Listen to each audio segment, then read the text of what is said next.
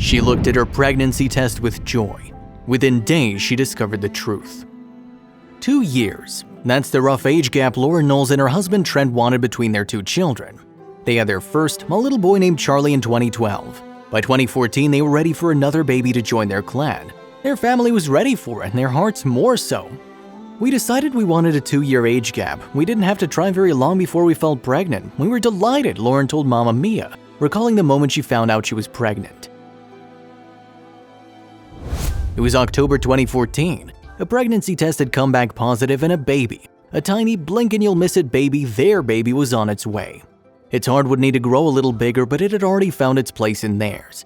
At 6 weeks, Lauren began to spot blood. I wasn't overly concerned or nervous because my pregnancy with my son presented in the same way, she said. She made an appointment with her GP anyway. It was better, she says, to stay on the safe side, peace of mind and all that. The appointment, however, was when the nightmare started. Also, if you have not done so already, please subscribe to our channel and click that notification bell to get inspired by these real-life stories every day. Now, back to the story. Her GP ordered an ultrasound which was inconclusive, so the birth mom was then referred to King Edward's Memorial Hospital for Women for a follow-up scan 2 weeks later. As she lay on the hospital bed at 8 weeks pregnant and looked towards the screen where her tiny baby came to life, Lauren Knowles was told she had a molar pregnancy. She had no idea what that was, what it would do, and what it meant for her future. I was completely baffled. I thought it was a miscarriage and that was unfortunate, but I didn't think anything else of it. After I'd gone home, I looked on Dr. Google and found the worst information possible. It did nothing for my state of mind at that point. According to the Royal Women's Hospital in Victoria, a molar pregnancy isn't particularly common, affecting around 1 in 1,200 pregnancies. In the molar pregnancies, there's unusual and rapid growth on part or all the placenta. The placenta becomes larger than normal and contains a number of cysts, and in some cases can become malignant in a rare form of cancer. There are 2 types of molar pregnancies, partial or complete. Lauren had a complete molar pregnancy, which is a type of gestational trophoblastic disease which forms when a sperm fertilizes an empty egg, or an egg that has no fetal material in it. In most cases, the tissue can be removed with a DNC and can be followed up with some low dosages of chemotherapy. Lauren, it turns out, wasn't most cases, she was the worst case scenario.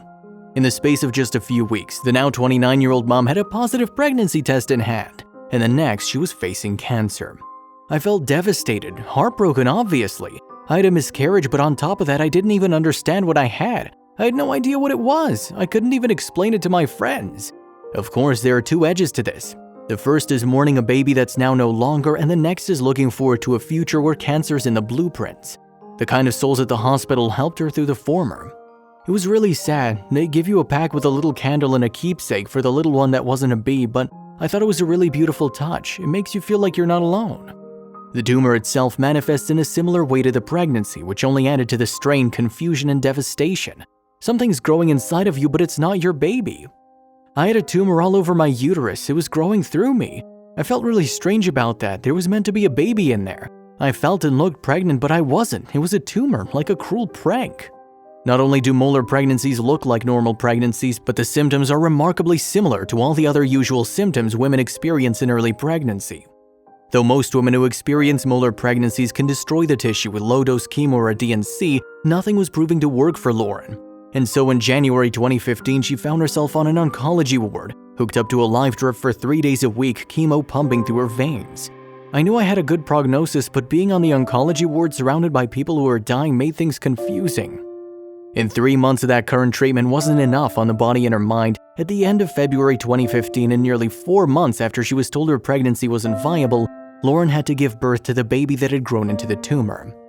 I'd carved a place in my heart for that baby. I had a place for that baby in my mind. It was painful. I'll always remember the pain. I knew it was a disease from the beginning, so I knew I had to get my head around that quickly.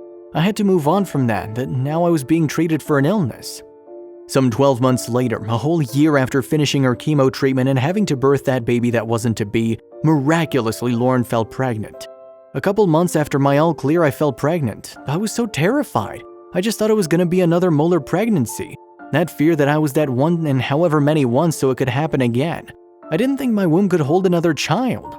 Her fear, it seemed, was unfounded. Baby Indy came into the world in February, a healthy, beautiful baby girl unperturbed by the horror Lauren's inside had seen the year before. The reason that I want to get the story out is to offer hope because I actually had a baby after all this. After all that chemo, after I lost my hair, worried so much about reproductive organs, after not thinking it was possible and constantly being told there's too much damage and I would possibly have a hysterectomy, I had a baby. She says she was the worst case scenario. Not every tale is like Lauren's, but then if it is, perhaps hers can be a source of strength. We're great, we're happy, she says. Indy was everything we'd waited for. 2 years was the rough gap they hoped sat between their children. Little did they realize it would work a little bit like that, and with many hurdles in between. After all, the little baby that wasn't to be now sits age-wise between Charlie and Indy, always a central part of their family. If you liked the video, please give it a thumbs up and consider sharing it with someone who may find it interesting. Thanks for watching, and I'll see you in the next video.